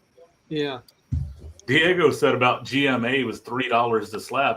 Actually, so speaking of GMA, I saw that they're changing their slabs and labels, and it actually looks pretty cool.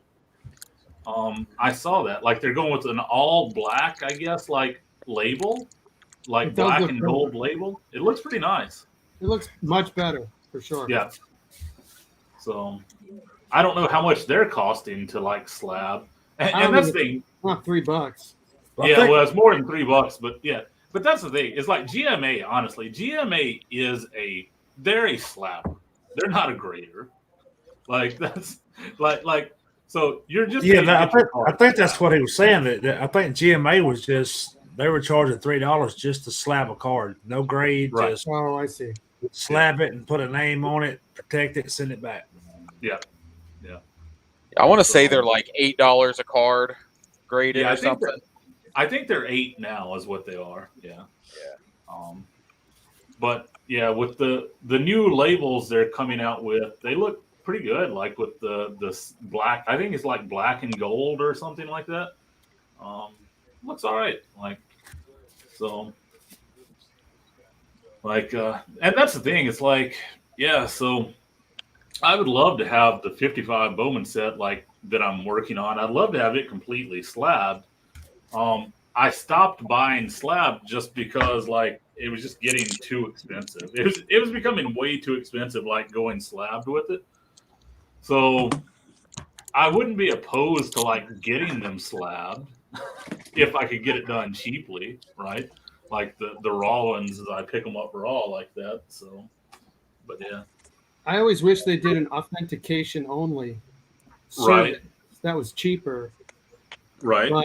But I think I think that's not in their best interest as a business because I think too many people would do it. Yeah. Yeah. Well, it would be nice. It would never happen. And I don't know how they would do it, but it would be nice if they charge flippers the premium and people who have set registries or player registries with PSA get the discount. But like you said, that wouldn't happen. Well, then you'd have like the flippers just kind of setting up a registry to. Yeah. You know. Like there's no way to.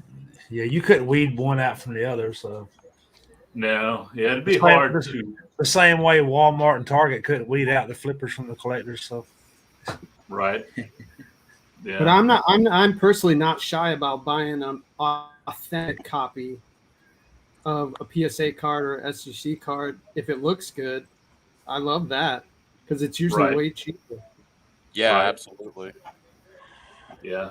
I mean, the thing is, it's like, yeah, it's one of those things like, you know, that's the biggest thing for me is knowing that it's real, right?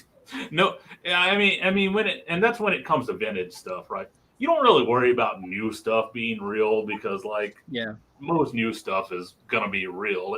It might be tampered with or altered, but you know what I'm saying. But like, it's you know, like most of the new stuff is gonna be real, right?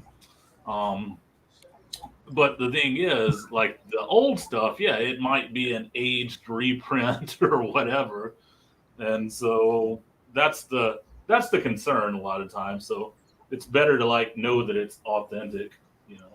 So yeah.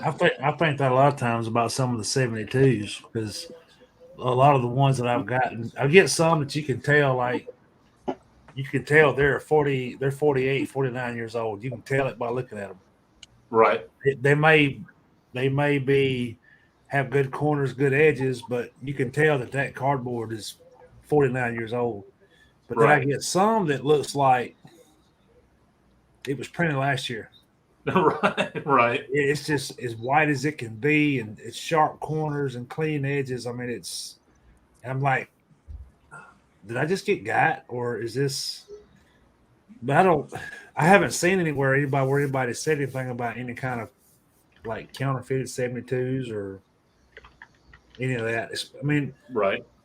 I could see like maybe the Nolan Ryan, maybe the Fisk, some of those, but not some of the ones I've been seeing. But right, I guess they just been put up somewhere and then pulled out and sold. I don't know. Yeah, and I mean, and that's possible. I mean, it's like somebody legitimately could have really taken care of those cards back in the day and just put them away and never looked at them again, right? Yeah. You know, they got put like in a box carefully, stuck in a closet.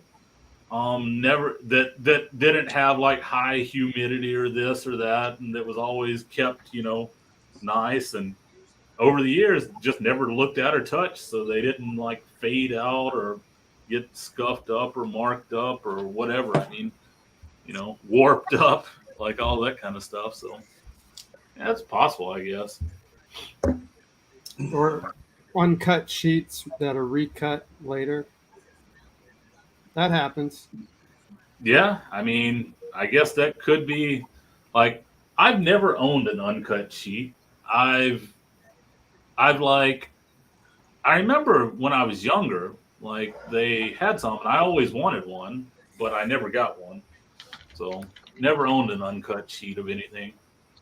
Don't know how I would display it. I mean, here in Korea, like that's another thing too. It's like I just like I have to think about nice, yeah.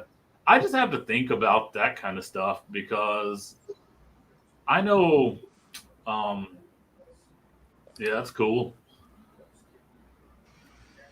Like They're gorgeous. But that's the thing is like I have to think about all that stuff, and that's another reason why I'm thinking like like I keep saying, and I say it all the time, like I need to like get rid of stuff.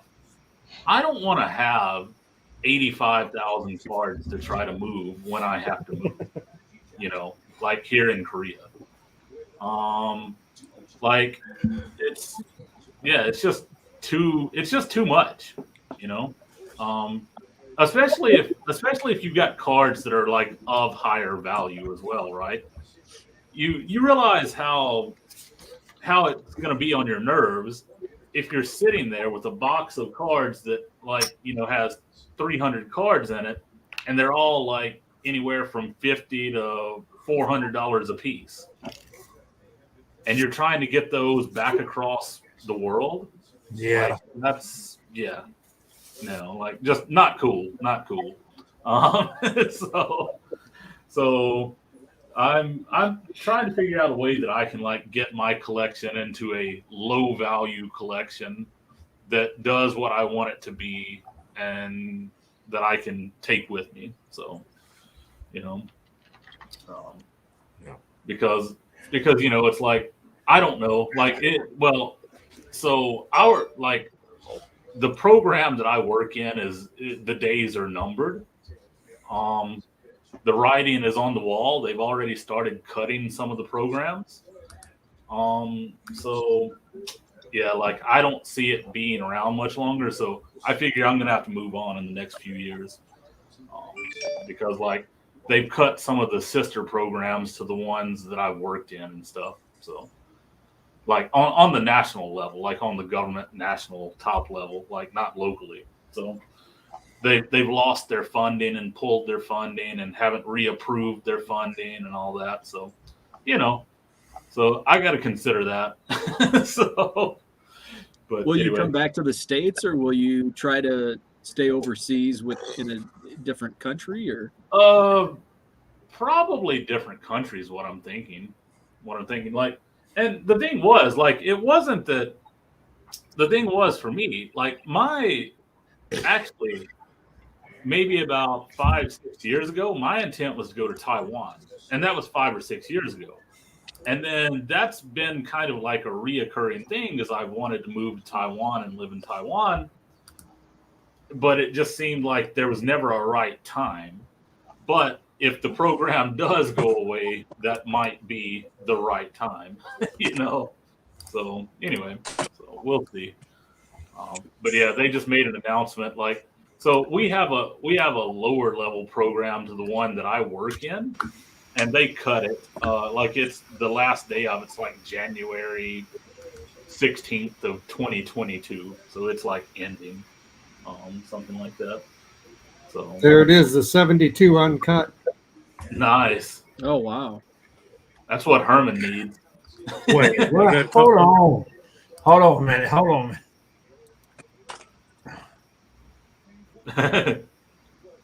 High numbers too. Oh wow, high numbers like that. I see one I need. Get the scissors, Mark. Yeah. Get your scissors. Chop them up. Those are awesome. So, but they're uncut, but they're just cut down to put in a frame.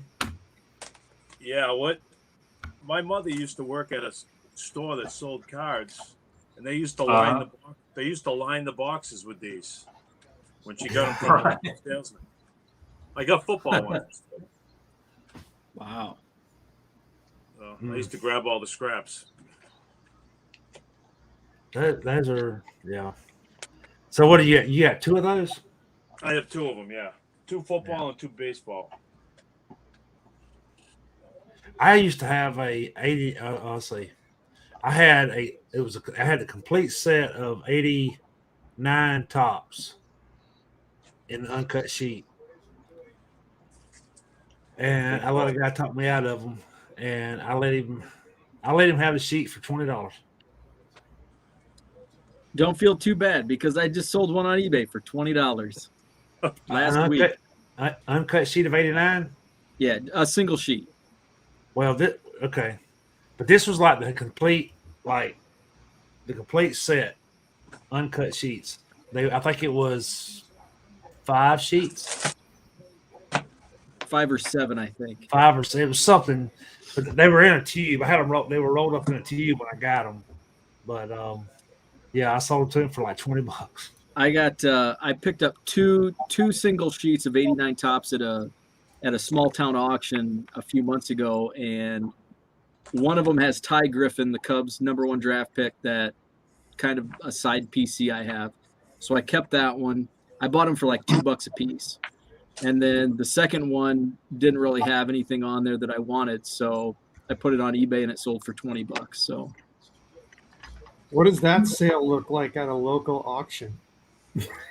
well, it's funny because they do consign. So it's in a small town in Illinois, and they do them online now, and they consign sports cards, and it's done all online. So it's kind of like a big auction, but it's just small stuff. Look at this card in this magazine. That's gorgeous. Yep. Nice. Nice mantle there. The magazine itself looks in nice condition as well. It's in great shape. Yeah. Not bad for $6. Right? Yeah. Speaking of magazines, I put a bid in on eBay today for the #1 issue of Beckett. Oh, nice. What year is that? 84? No, it's earlier than that. Is it 79? Said, wait. You're on mute, Rich. Hold on. I do think it's 84. What's that, Rich? I wouldn't argue with me on that one. We didn't hear you. Bo, I'm right, in other words. No, we didn't hear you. Oh, it's 84. Oh, it is Okay. 84. It is 84. I guarantee it. Because Jim announced at the 84 National he would be doing the first baseball magazine later that year. He'd been doing the book since 79. Okay, so that's what I've seen. 89 was the first football. At the end of 89 was the first football magazine. And then 90 is the first hockey and basketball magazine. So what Oh, was I the recognize 79 that, book? Mark. Because I think I know. 79. I think I know when that got signed. Yeah, that's so I'm showing it right now. There's the Gretzky. Jim signed it for me, thanks to you, and there's the Jordan. Right, and each of those magazines were printed to about 500,000 quantity each. The first football is printed to 125,000, and the first baseball is printed to 10,000. So if I get this back, I know where to send it. So, Rich, you mentioned 1970. What was the 79? Because I've seen a 79. 79, Jim did the first annual guide. He Okay. did the first football, basketball, and hockey price book. And he also did the first alphabetical baseball book in 79. He had a busy year in 79. Yeah. Because that 79 is also the first year of baseball hobby news and CCP current card prices. I mean, CPU current card prices. I mean, card price update. CCP came a little bit later, but so it's 79 is one of these years which is truly a watershed year because of what happened. Yeah. You know, where that was quite the year. So a lot changed in 79. Right. So anybody that knows me knows why I bought the first issue of the Beckett. Murphy's I'm on the gonna cover. guess, is isn't he? Dale Murphy on the cover? Murphy. Yes, it's Murphy, and wow, one just went a couple Roberto. months ago with shipping, but it was also encased 154.50. Whoa. I couldn't, like back in the day, I couldn't always like find a Beckett or afford a Beckett, so I used to get a Tough Stuff. Yeah. Anybody else used to be on the Tough Stuff? Well, Oh, I yeah. always now. I Yes. won't lie. Now I always use Beckett for baseball, but I did have Tough Stuff, and I used it for basketball, football, and any other sport. But baseball, I always went with Beckett. That's Right.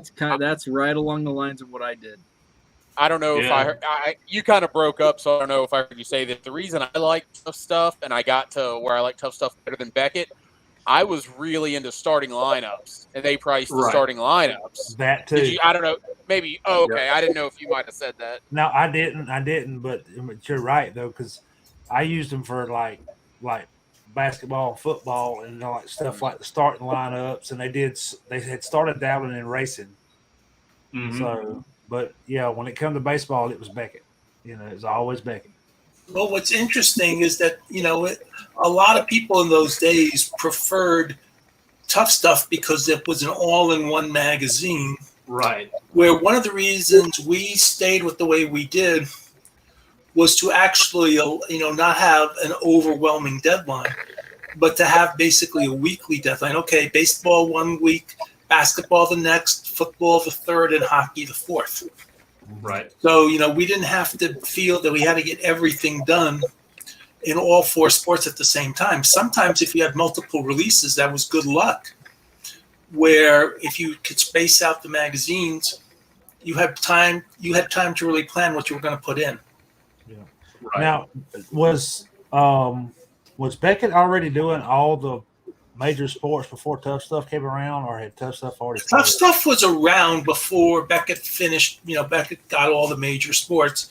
They obviously goosed up quite a bit, in the late 80s and early 90s when the hobby was so hot.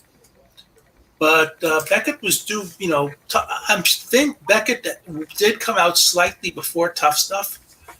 And Tough Stuff, got going. Tough Stuff originally started as Ernie White, I believe was his name. Ernie White's Tough Stuff. It really started out as a minor league, team set price guide before it kept evolving. Mm-hmm. So there was there were some differences.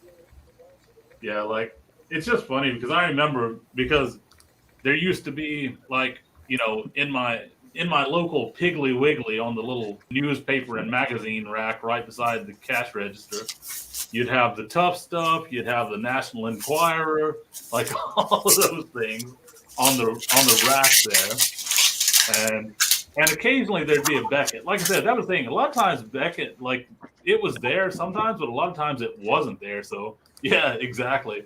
So I ended up with Tough Stuff like the majority of the time. And it was actually kind of cool because, like you said, for me, Tough Stuff was cool because I was mainly baseball, but I did have the random, like, I would buy the random pack of NFL cards or the random pack of hockey cards or stuff like that. So I had a few hockey cards, a few football cards, like different things. So I could look in the Tough Stuff and I could get values for all of it, right? Without having to buy separate magazines and stuff like that. So, Well, I mean, when I had my shop or store or corner that I had, whatever, I did have all of the Beckett magazines, but primarily because I sold all of them anyway, so right. I used them. Now, when that shut down and I started just kind of liquidating everything I had through flea markets and whatever, was when I started using more of the Tough Stuff for other sports. But I always stuck with Beckett all the way up until I finally kind of got out of it or faded out of it or whatever. And I was kind of shocked when I got back into it to find out that it would I mean, I know they still print the magazine, but majority of anybody that uses it online. Right. And that was kind of I guess with the way things have went in the past several years, you should have figured that. But right. Yeah, I've got. Which I guess you kind of had to, because in the way Beckett used to print everything. Yeah. I've got a single Beckett over here on the shelf. But the way they used to print like every set and well, not every card, but when you started seeing sets disappear out of the book, it was like, you kind of figure they had to do it, or I mean, the book would be like a family Bible by now. Right. Yeah. So especially listing all the subsets and all that. Yeah. December 2020 is what this is. And that's what a Tough Stuff used to look like before sports. Right. Exactly. December 2020. Yeah. So. All right. Well, we're gonna go ahead and cut this off right here, guys. I appreciate it, and anybody that's watching, I appreciate you hanging in there and sticking with us. Does anybody want to say any final thoughts before we leave? I know you want to cut it off, and you got family to take care of with new grandkids, but I'd like to hear everybody's final thought for the day. Yeah, go ahead. When you lead off upper left-hand corner. Oh, over here? Yes, sir.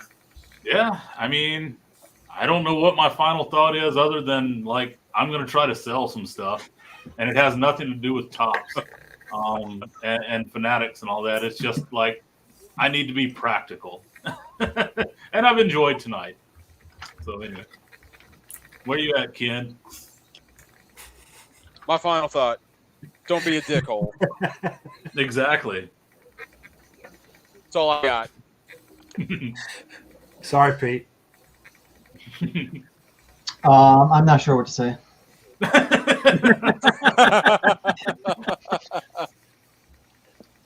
Bo? I will. I'll just promote my show next Saturday, the Madison Card Show, Sheraton Hotel, Madison, Wisconsin, 9 to 3. Hopefully, anybody in the area can come out. Pete, you want to go ahead since I jumped you up there? Yeah, you hornswoggled me. Is that how you say it down there? Yeah. I don't know. I'd say I'm not worried about this hobby stuff. I'm not that worried about it. It'll shake out. I'm just I'm getting deals on these. That's what I would recommend. Yeah, right. That's it. I like the CSG. That's my final thought. I like their history. I like their pedigree. Mm-hmm. And I think, for the price, I wouldn't sleep on it. That's all. Right. Hey, George, ever heard of this guy? Dustin Nippert? Dustin Nippert, yeah. Yep. He's got his baseball school over here. So that's what I heard. He's got his pitching school that he teaches pitching. I gotta say, it's been nice to be chatting and not really hearing anyone talk about Topps and Fanatics for the most part. It's been a real joy just to hear hobbyists talk about the hobby. And we're the words money have barely come up, but I think the words enjoyment have come up a lot. And, as I said, it was fun going to Kyle's today. It was fun going to that. It's fun seeing what's been displayed. And I think there's something really nice about having a topic we've all enjoyed and not being overly consumed with the news of the week. And Lord knows it's been a big news week. Yeah, we didn't even talk about PWCC. They're the Gary Condit right now of the sports card world.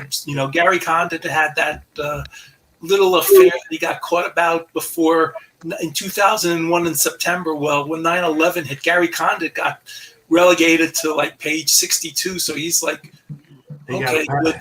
The heat's off me. Yeah. PWC's probably saying, thanks, Tops. Thanks for doing that. Thanks, Fanatics. We're Yeah, a lot we should be better. thinking Fanatics, not Tops. I'm sure Tops Yeah. had nothing to do with it. Well, but we've talked about Tops, so thanks, Tops. Yeah. Thanks, Fanatics. Thanks, everyone. But yeah, and to come off of that, I mean, we did kind of start out with the Tops deal, but I mean, I missed that, which is perfectly fine. I've done enough of that the last few days. well, and that's kind of when I brought into it. I mean, we kind of beat the dead horse because everybody and their mothers talked about it this weekend, but you know, we just I kind of want to give everybody the opportunity to share their 2 cents, and we did. I mean, to plug, I got to talk about it on Hobby Hotline this morning, so I don't have anything more I need to say right now. Yeah. I will have a Klein's Corner article with just some random notes on my opinions. And it's not even going to be a real article. It's literally just going to be, hey, what's going to happen here? This is this. Okay. Right. And so it's not even going to be really a well-constructed article. It's literally going to be like ... dash dash. Right. Well, and to close this out, I will go ahead and this is not hobby related, and I'm sure everybody here already knows it. But you know, this past weekend I had not 1 but 2 grandkids born in the same weekend. Herman, you really are a He-Man this weekend. Which was awesome. You know, I had 1 born last Friday night, and 1 born Sunday afternoon. That's just wonderful. That's cool. That's just wonderful. That's wonderful news. And Mark also shared with us some good news about a member of his family today. So I was very relieved to hear that from Mark. So Mark, you get to close the show. The last one. So I think when's the next show? When's the next one of these, Herman? 17th September, 18th, Yeah. something like that. Yeah, third Saturday of the month, whatever that falls on. All right. I will be in Cooperstown that night with about 10 or 12 other guys, so maybe I'll go live with everybody. You gonna be at the Hall of Fame at Cooperstown? Yeah, we're gonna hit that, but we're there for the weekend. Gonna hit all the card shops, hang out. There's like 12 of us heading over there. So That's awesome. Awesome. Yeah. Guys are coming in from Chicago, Pennsylvania, all over the place. So Is it the Sabre baseball card crew, or is it just random people you know? some of it's Sabre. It's Jason Schwartz and all his Chicago. Well, Jason's the head of the baseball card committee on Sabre. Yeah, he is. He kind of arranged it. Him and Jeff Katz. And that's why I said somehow I had the feeling it was a Sabre related event. It kind of is, but some of the guys aren't in it, and we just put it out there, and a bunch of guys responded, and so I'll try to go live with everybody in the back, or they can all hop in if they want. Okay. Yep. Sounds like a blast. We'll see you all then. All right. Well, guys, y'all welcome to hang out afterwards. I'm shot, so I'm done. Either way, I appreciate you joining us, Uncle Rich. But before you go, I just wanted to share what somebody has posted what the future Fanatics card will look like. Hey, that's good. That's good.